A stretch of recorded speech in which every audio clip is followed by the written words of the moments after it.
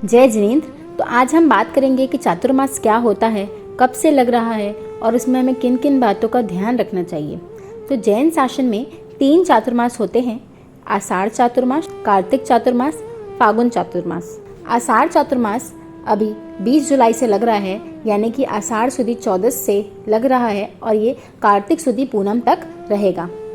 तो चातुर्मास में साधु साध्वी जी भगवंत एक ही स्थान पे क्यों रहते हैं? तो चातुर्मास में जीवों की उत्पत्ति ज्यादा होती है, इसलिए जैन साधु साध्वी जी 4 महीने तक एक ही स्थान पर रहते हैं ताकि आवागमन में जीवों की हिंसा ना हो।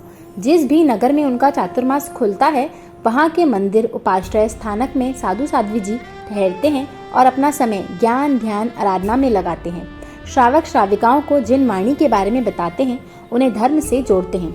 और एज अ श्रावक हमें भी चातुर्मास में जितना कम हो सके उतना कम ट्रैवल करना चाहिए।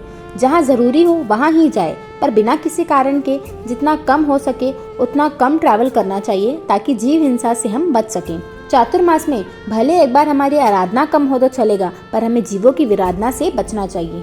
चातुर्मास में त्याग करने योग्य बातें: पहला, रात्रि भोजन; दूसरा, जमीकंद; तीसरा, सिनेमा नाटक सर्कस जाना; चौथा, होटल जाना; पांचवा, नया मकान बनाना; छठवां, जमीन खोदना; सातवां, कच्चा पानी पीना; आठवां, आइसक्रीम खाना; नौवां, अभक्ष्य का त्याग।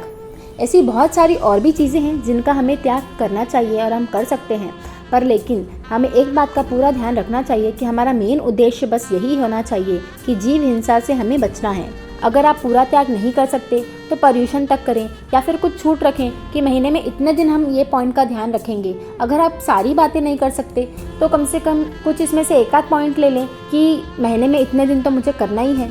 और अगर आप चातुर्मास में त्यागने योग्य बातें और जानना चाहते हैं, कुछ और पॉइंट्स चाहते हैं, आप कमेंट बॉक्स में बताइए कि अगर आप चाहते हैं कि हम इसका वीडियो बनाएं अलग से।